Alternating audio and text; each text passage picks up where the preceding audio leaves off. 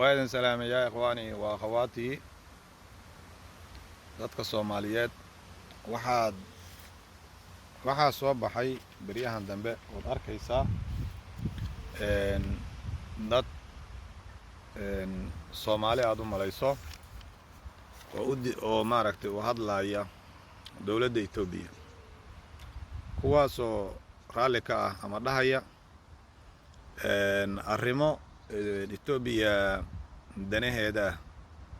u doodaya ama rababa inay Itoobiya dalkan qabsato. waxaad ogaataan dalkeena inay ka buuxaan dad aan Soomaali ahayn oo asalkoodu u Soomaali ahayn oo dalka iska soo galay mar hore mar dhexe iyo mar dambeba. sidaad ogtihiin dalkanaga xuduud ma leh wuu iska furan yahay, marka qofkii raba ayaa iska soo gala oo iska dega af Soomaaliga barta ku dhex milmay Soomaalida. saasay tahay wuxuu u shaqeeyaa qofkaasu arrimaha shisheeyaha iyo arrimaha Itoobiya.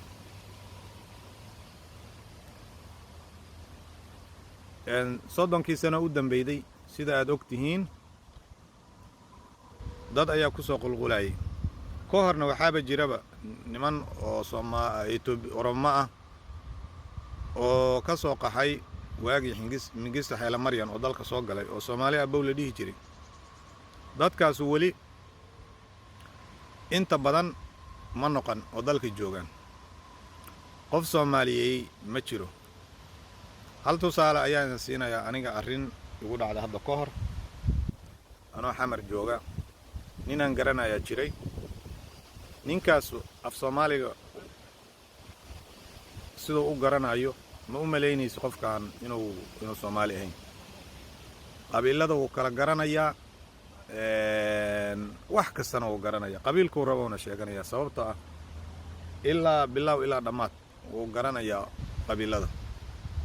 marka hadba qabiil ayuu sheeganayaa. qof dhihi kara ma tiidna maba jiraba. ninkaas waxaan ku ogaaday markii dambe waxaa waayadii dambe oo 97 ilaa meelahaas waddanka ku soo batay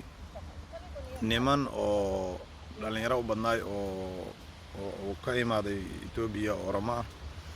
nimankaas ayaa maaragtay waxay iska dhigi jireen dad diin inay bartaan raba ama Qur'aan Soomaali u soo doontay. nimankaas masaajidkada ay isku imaan jireen, dadka Soomaalidana waxbay la cuni jireen. marka ninkii waxaan arkay nimankii shirinaya oo xalqa u qabanayo oo la hadlayo oo markii dambe aan weydiiyey afkooda ma fahmeen nimankan seed ku fahantay. wuxuu yidhi aniga wuu qoslay. wuxuu yidhi aniga Soomaali ma ihi Oromaan ah. waan yaabay, shooga igu dhacay. sababta ninkan weligay isma dhihin ma ahan Soomaali, waa wax kale. marka sidaas ayaan ku ogaaday mar hore inay jiraan dadan Soomaali ahayn oo dalka iska jooga. marka sidaa darteed waxaad arkaysaa meelaha qaarkood dadku qorqoraya dalkan Itoobiya iskale, Itoobiyaan ka midnahay, Itoobiya waxay tahay. meelaha internetka dadku qoraad arkaysaa oo magac samaysta Soomaaliyeed, magac Soomaaliya wata oo magac fayga qof walba magac aan jirin oo iska samaysana. markaas ayuu wuxuu rabo uu ku qorayaa ilaa ninkan moogtahay af Soomaaliga u bartay adigu kula yaqaanaa. waana waxa aan ka digayno oo dad badan ay ka digeen dadkan Itoobiyaanka oo ku soo qulqulaya dalka oo iska degaya af Soomaaliga baranaya. waxay rabaan qalqal inay geliyaan dadka af Soomaaliga baranayaan, baraha bulshada ay ku qorayaan inay dadka hadhow qalqal geliyaan. waa dad tababaran oo loo tababaray in ay dadka Soomaaliyeed maskaxdooda bedelaan oo qalqaliyaan, hadhowna ugu dambays ay tallaabo military ay ku qabsadaan. sidaa darteed dawladda Soomaaliyeed iyo dadka Soomaaliyeed waxaan u soo jeedinayaa inay dalkooda difaacdaan oo arrintan duulaanka arrintan waa arrin qorshaysan. waxaan waa wax laga shaqeeyay oo waqti leh. mar ayayna imaan doontaa ay xoog isticmaalaan haddana iyo fafaalaheedii uu soo muuqdaa oo hadda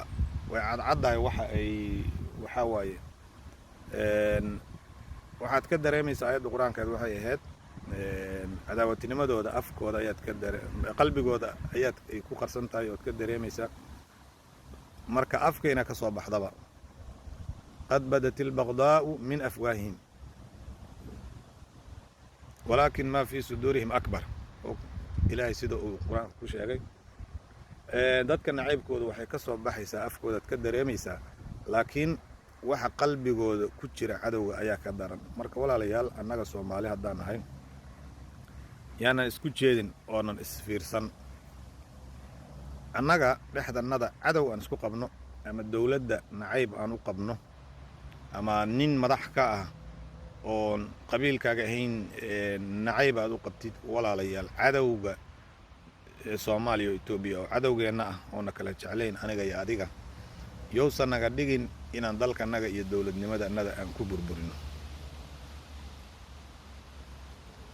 waxa annaga aan isku hayno waa iska wax yar waxba maahan sababtaa waxna kala haysta iyo wax aan kala haysano iyo wax macnaa maahan muhiimadda waxaa waaye in dalkanaga nalaga maroojiyo oo dalkanaga xoogna looga qaato hadhowna labadannada aan bannaanka ku soo dhacno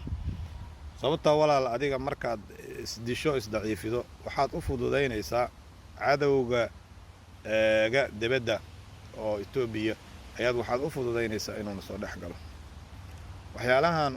uu kala sameeyay iyo goboladan iyo meelahan tuulooyinkan oo kala xirxiray oo qabiilada u kala xirxirana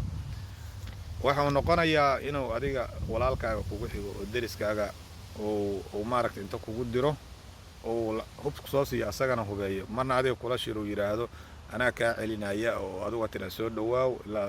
oodki walaalka ku dishid markuu walaalka uu dilo dhameeyana adigana uu ku xijiyo markaas marka walaalayaal sidaan hore u sheegnaba dadka ajnabiga oo soo dhex galaya waa in laga qabtaa adduunkan ma jiro dal intaan iska imaado aan iska dhex degi karo sharci la'aan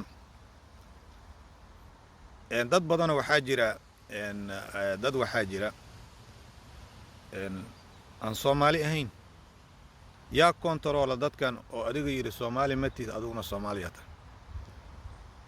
yaa dadka kala saaray oo kaar u sameeyay oo aqoonsi u sameeyay dhalasho u sameeyay meel uu ka yimid iyo meel uu ka soo jeedaya adduunka meel ay ka jirto oo Soomaaliya ahayn ma jirto dad iska macnaha sumadla waxaan kaliya isku naqaanaa qabiil hebel iyo qabiil hebel okay hadduu intuu qabiilkan xaggiisa ka yimaado ku soo dhex dago yiraahdo reer hebelan ah maxaa ka taqaanaa yaal anu waxaan ku talinayaa mid waa dawladda midna waa dadka Soomaaliyeed